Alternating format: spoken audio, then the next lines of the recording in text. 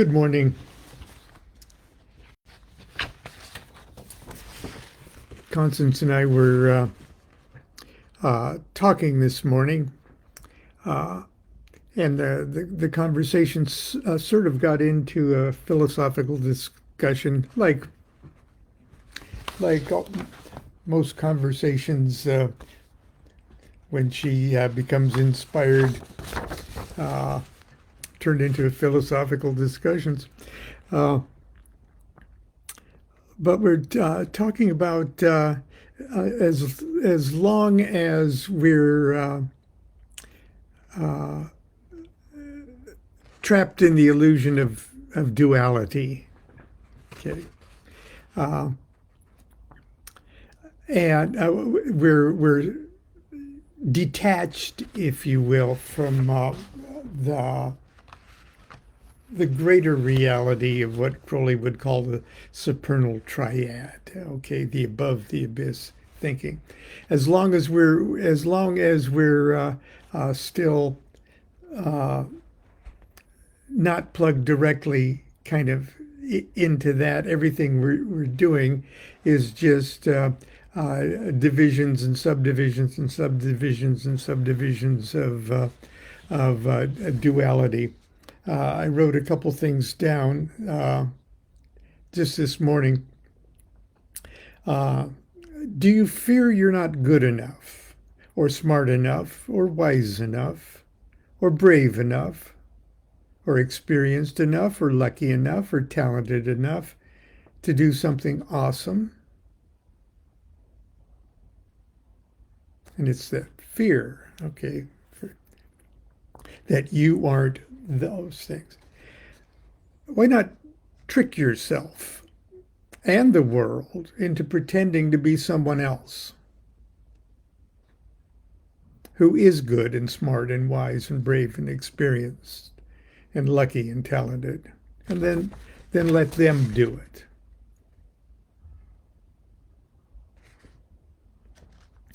And just before we went on this morning, as long as we're stuck thinking we're in the world instead of thinking we are the world, we're already wallowing around in duality. Me against the world, or me against him or her, or them or it. When ultimately you are him and her and them and it.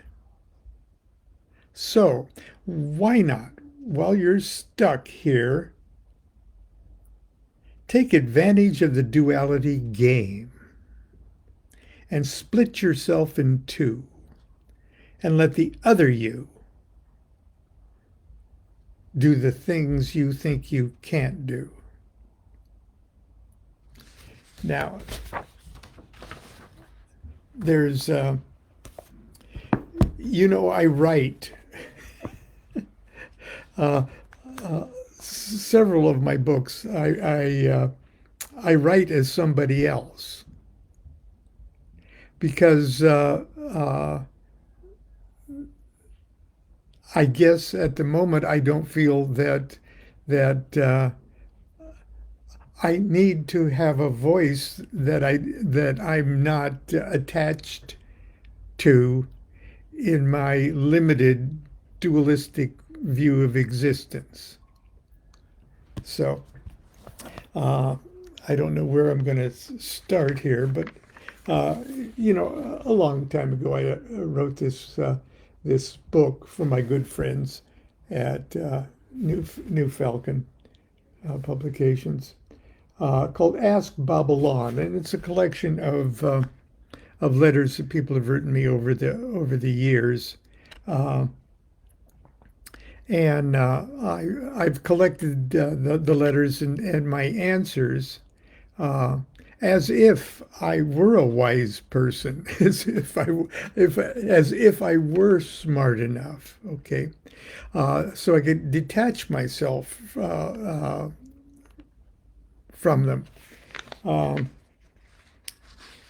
and that's exactly what I did when I wrote the Chicken Kabbalah. Okay, as Rabbi Lamed Ben Clifford. There, I, uh, I couldn't say all that stuff. I wasn't, I wasn't smart enough to be Rabbi Lamed Ben Clifford. Uh, Here's how I introduced uh, this book, and it sort of encapsulates it. And I'm just going to share it for a few moments because we have guests coming over soon. Let it be understood that when writing as Babalon or Lon Milo DuQuette, I'm voicing my opinions in this little book. I'm not acting as a spokesperson for any organization and such. So uh, I start that with a little disclaimer that now I'm not speaking as, my official capacity is anything but me. And I wrote this little poem, and I turned it into a song. I posted the recording of me uh, playing this song, a little video of it this morning called "I'm Babalon." I am a man like any man, with feet of clay and cheeks of tan. But when I wrap my turban on, the gods are near. I'm Babalon. I eat too much. I drink too much. A greedy, selfish, such and such. But when I wrap my turban on, my mind is clear. I'm Babalon. A lazy coward, vain and violent, I chatter on when I should stay silent. But when I wrap my turban on, I have no fear. I'm Babalon. I'm mean and cruel like Genghis Khan. Spend too much time with the TV on.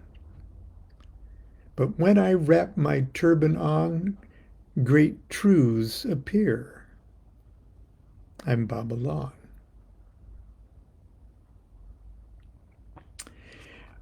Writing is a presumptuous profession. Do you actually think I write like this in everyday conversation? I don't. The moment my fingers start tapping away at the keyboard, falsehoods pour onto the page. And whatever pathetic glints of honest mental clarity I may temporarily possess are immediately smothered in crapulous affectations. See what I mean? Honest mental clarity, pathetic glints, crapulous affectations. Do you actually think I go around the house dropping phrases like that? Not bloody likely. It's all such a charade. I hope you heard me lugubriously draw the word charade with an affected, proper, posh British accent, darling. But what can I do? As a writer, I'm never alone. There's always an unseen ear listening to my voice. And long as there is an audience, I'm going to play to it. It can't be avoided, and so it'd be eminently fair for you to ask me how I can play to an audience and still present a genuine Lon. Years back, after having written a half-dozen books on magic and other such matters, I took it in my head to write a book on practical Kabbalah. It's a subject around which much controversy swirls. Because I'm a house and garden kind of very practical Kabbalist, not an orthodox speculative Kabbalist, I knew I was going to have to be especially careful to avoid treading on sensitive traditional toes. I wasn't looking forward to having to do so by applying yet another layer of pretense to my work. But then it occurred to me that I could step on all the toes I wanted if I wrote the book pseudepigraphically. Don't worry, I had to look up that word too. It means I wrote the book pretending to be someone else. Stuff like that was done all the time in classical Jewish literature. I'd sit down and create an outrageous and very unorthodox rabbi who gave voice to my true unsanitized views. With brash impunity, the rabbi could say all the things that might be too dangerous for me to say.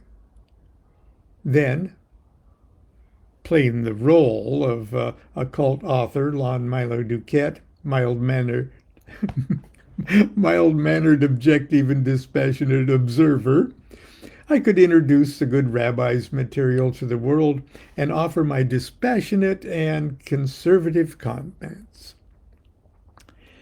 As two people, I would also have the opportunity to call myself a genius.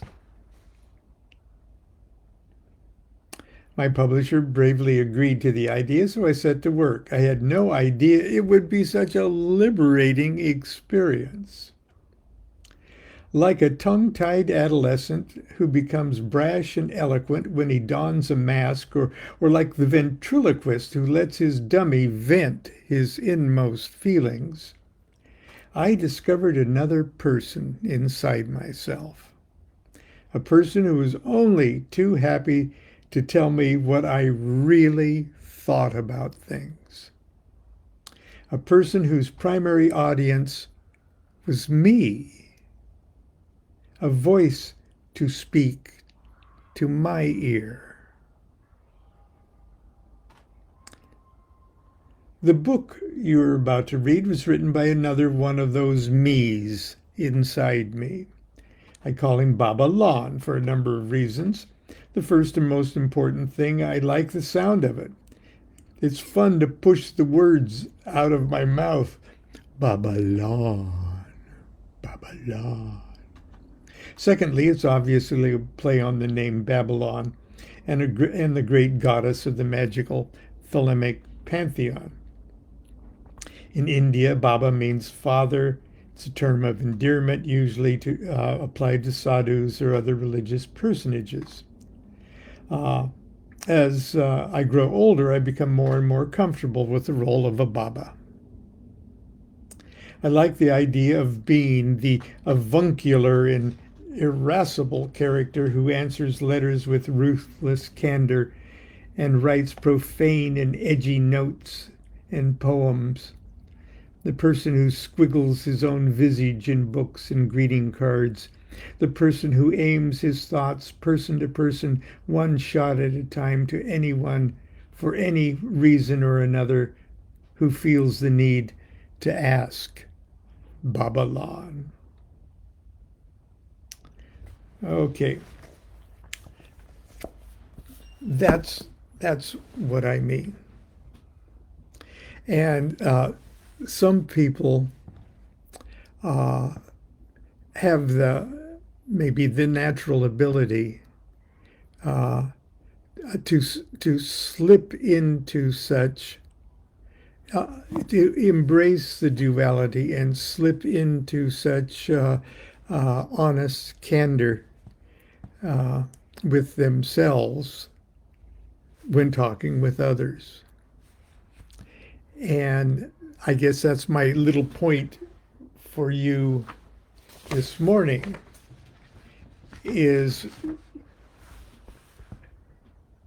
when you're afraid to do something or when you prevent yourself from doing something because of all of the reasons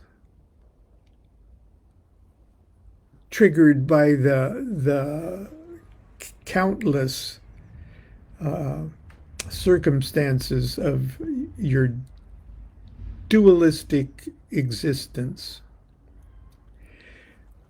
instead of constantly being overwhelmed and crushed by the seeming complexity of what you would have to do something like that, why not just take advantage of the mechanism of that duality and literally pretend you're somebody else and let them do it.